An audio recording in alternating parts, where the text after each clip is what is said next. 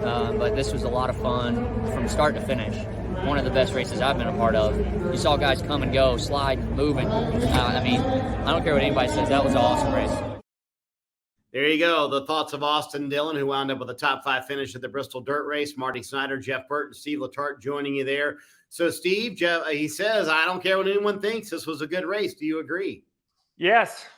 3 years ago, I didn't need dirt racing. I didn't need stock cars on dirt. But now that we've seen it for 3 years, the work's been done. The cars are better. They can run the whole time. We don't have cars falling out, overheating. The drivers are putting a full effort in. The racetrack was prepped right.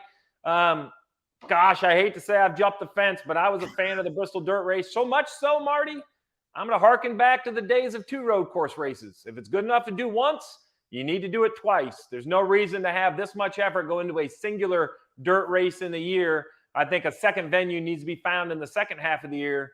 If you're going to do dirt, let's do it. Let's double down, Jeff. That is a hot take from Steve Letarte. Listen, one thing I do want to say to Steve Swift and all the team at Bristol Motor Speedway, incredible job. They've learned what it takes to have a dirt race where the track moves, changes. And I don't know that they could have done any better job. So great job.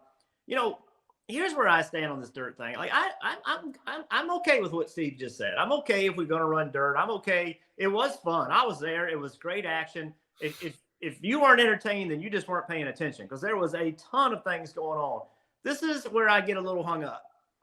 This is Bristol Motor Speedway, and it just seems like the track that would be the last place that we would need to put dirt on.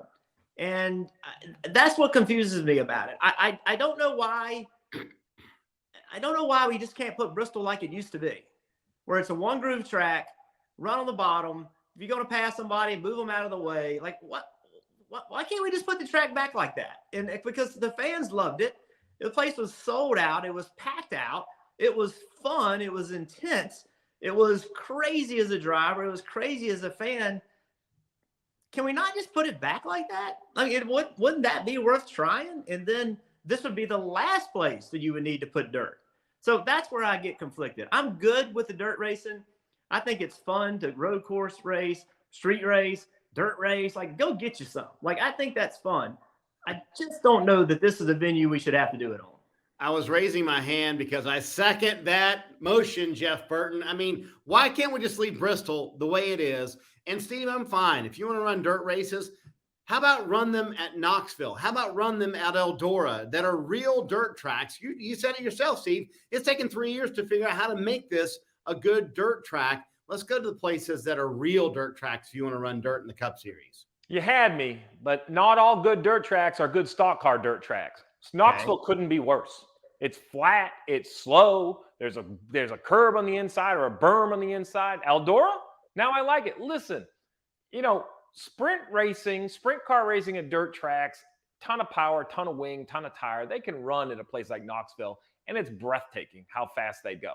But you do need some banking. So I'm on board with you. Listen, we got 36 points races a year. I'm good with 2 at Bristol, concrete Bristol. I'm good at 2 at dirt. I'm good at 4 or 5 road courses. I'm good at a street course. Like, I like the variety. I believe what we owe our fans is a variety of schedule for location. So we go coast to coast and reach out to our fans all across the country. And I'm also a big believer in the style of racing. So if you like dirt, go to it. If you hate dirt, don't go.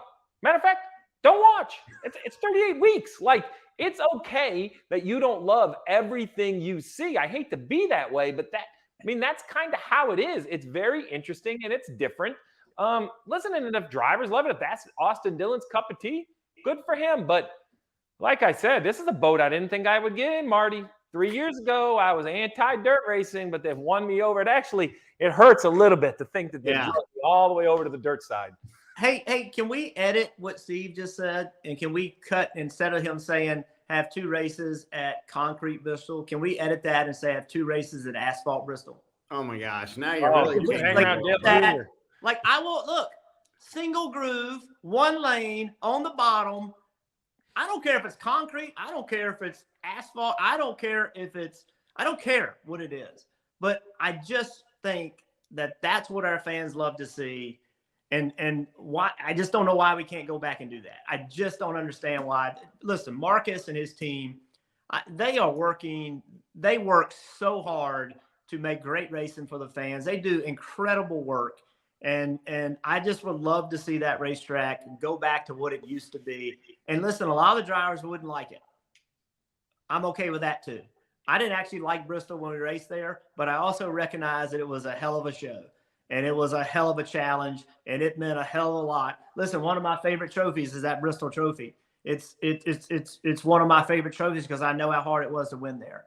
And I'm okay with it being difficult. I'm okay with it being challenging. I'm okay with it not even always being fair because that's what motorsports is.